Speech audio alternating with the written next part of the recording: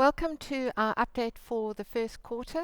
I'm Monene Watson and I'm joined by Andreea Bunea and Izak Odendaal, who I'm sure you'll know. It's been an incredibly eventful quarter. It feels like we're saying that far too often at the moment. But we have had some dramatic events. We've had the invasion of Ukraine by Russia, which has taken an enormous human toll, but has also seen commodity prices surge. On top of that, we've got central banks that are raising interest rates to respond to global inflation. Locally, the first quarter is usually dominated by the budget speech, and this year the finance minister painted a much better picture than we've seen in previous editions. Debt is being brought under control, and there's much greater focus on getting economic growth going, even though I know for many of us that seems slow. The other big announcement in the budget speech was that the prudential limits on offshore exposure for retirement funds has been increased to 45%. This will give investors a lot more flexibility in terms of being able to structure portfolios, but it also means that we have to give very careful thought into the optimal asset allocation, particularly in the environment that we find ourselves in today. So we are not rushing offshore. We know that this isn't a one-way bet. And if we just look at this quarter, you've had a big divergence between local and global asset classes, with local bonds and equities doing much better in rands, as a very strong rand has caught some people off guard. So a lot has happened this quarter. So I think it's important that we start with the big picture. So it's like, if we look at what's happened, you've had the Ukrainian invasion, Russia invading Ukraine and the impact on commodity prices. What does that mean for inflation? What does it mean for growth? And should we be more worried about Putin or Powell? Yeah, we should all hope that the war ends sooner rather than later. But historically, the actions of central banks have had a bigger impact on portfolio returns than geopolitics. So we do need to listen very carefully to what Jerome Powell, the Federal Reserve Chair, has to say to us. And what he has been saying is that inflation in the US is much too high. It is running around 8%. That's higher even than in South Africa. That means the Fed is going to raise interest rates. It's going to reduce stimulus. And at the same time, these higher commodity prices that you spoke about will act as a drag on growth. People need to eat. People need to get to work. That means there's less money to spend on all other items. So that typically is a drag on economic growth. So we find ourselves in a situation where inflation is going up, growth is potentially going down. We're not talking about stagflation, but this is a risky environment. And I think in particular, central banks have indicated that when faced with a trade-off between inflation and growth, they will focus on inflation. And that is a difference to the environment we've had over the previous decade, where many investors felt that central banks would always have their back. Yeah, so it sounds like a very tricky macro environment where you're trying to, central banks are trying to balance the growth and the inflation outlook. Yeah, so what they will talk about is a so-called soft landing, where you reduce inflation without causing a recession. Now, if you look at the Fed, they have managed to do that in past cycles, in some of the past cycles, but they haven't managed to do that in other cycles, where they have actually tipped the economy into recession. And if you look back to 2018, they didn't cause a recession, but they caused a big meltdown in equity and bond markets. So that is the risk scenario. We don't think that there is going to be a recession. Unemployment is very low in developed countries. Households have a lot of savings. But this is a risky environment that we are entering into. So thanks, Izak. As you're saying, it's not doom and gloom. We've still got a robust economic environment globally, but the risks have clearly increased, and one needs to be cautious. Andreea, I've already mentioned that global asset classes have really lagged what we've seen from domestic equity and bonds, particularly in rands this quarter. So I think today investors and clients will be very interested in what has actually happened in global markets in the last quarter. Sure. So indeed, global equities were quite weak throughout the quarter. In fact, they were down some 5% in US dollars. However, this performance wasn't as bad as what global bonds had experienced during the quarter. If we look at the Bloomberg Global Aggregate Bond Index, that lost around 6% in US dollars, which is one of the worst performances experienced by global bond markets in quite a while, and that's been driven predominantly by the sharp increases in yields that we've witnessed across the board throughout the quarter. However, going back to global equities, there are a few things that I would like to highlight. So firstly, whether you were a winner or loser throughout the quarter, it really depended on whether you were a commodity producer or whether you had exposure to high interest rates. So at a sector level, the biggest winner were, of course, energy, followed by materials. Financials also held up really well throughout the quarter relative to the rest of the market, driven predominantly by banks, which tend to do well when interest rates are higher. On the other side, however, growthy sectors, which clearly benefited tremendously from low interest rates in recent years, such as big tech, had quite a horrid time throughout the quarter. Now, if we look at country level, the US market clearly struggled during the quarter, predominantly as a result of its high exposure to technology companies. On the other hand, markets such as, for instance, the UK, but even South Africa as well as Brazil, they held up really well throughout the quarter, particularly in local currency terms, thanks to their high exposures to oil or mining companies.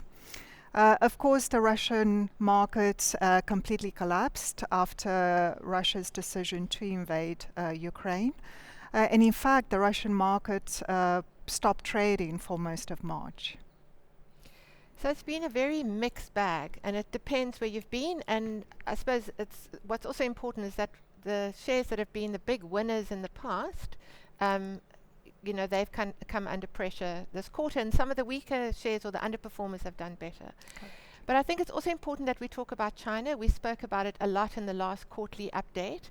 What has happened and how have they been impacted by what's been happening globally this quarter? So Chinese equities also experienced a sharp sell-off throughout the quarter. In fact, they were down some 15% in US dollar terms.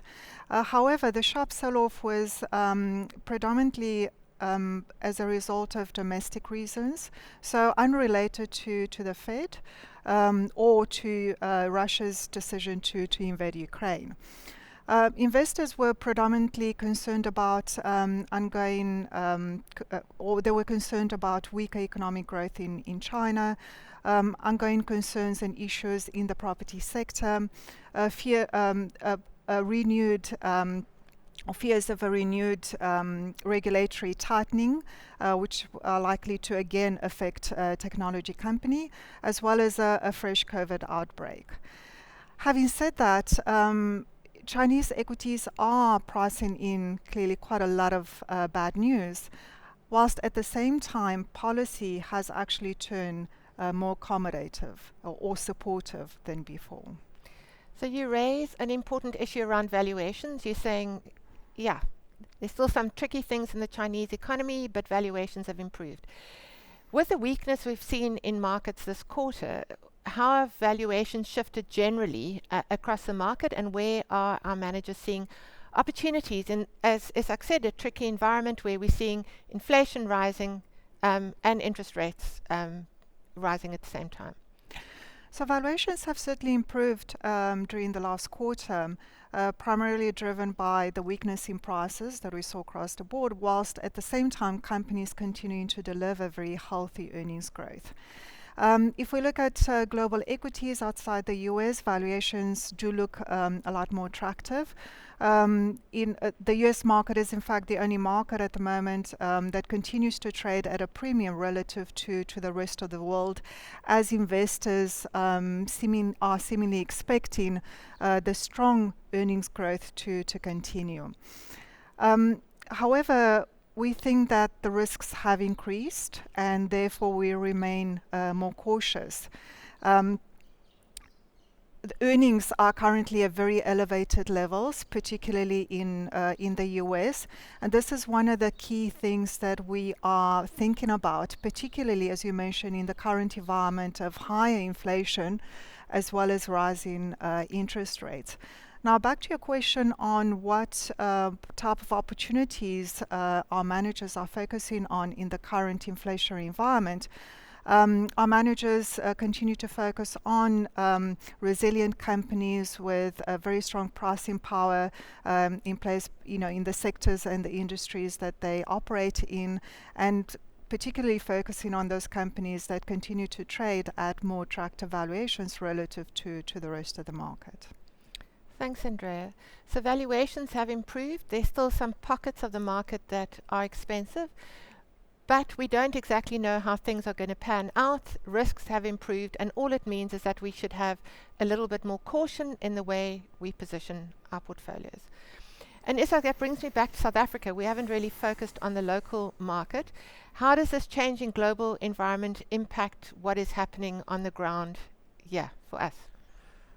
Well, I think the first thing to note is that it is very unusual for the rand to actually appreciate when there's a global crisis. But that is exactly what's happened over the past quarter. The rand has strengthened quite a bit, obviously benefiting from higher commodity prices. South Africa is a big commodity exporter, particularly in this case of coal, and the coal prices actually increased more than the oil prices increased. The strength in commodities obviously helps a lot. It helps, local equity market. It helps the local bond market. It's helped the currency, as I said. It's really supported government's tax revenues, so that's one of the reasons why the debt levels are coming down relative to earlier projections.